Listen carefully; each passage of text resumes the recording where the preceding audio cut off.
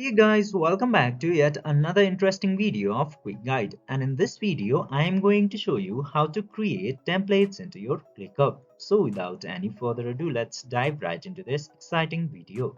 In order to create template into your ClickUp, you just simply have to open your ClickUp application at first, and after opening the application, this home page will appear. Now you just simply have to select your space and now just simply tap into these three dots into any of the folders where you want to create template, and then this template option will appear. Simply tap into that template option, click to this browse template option.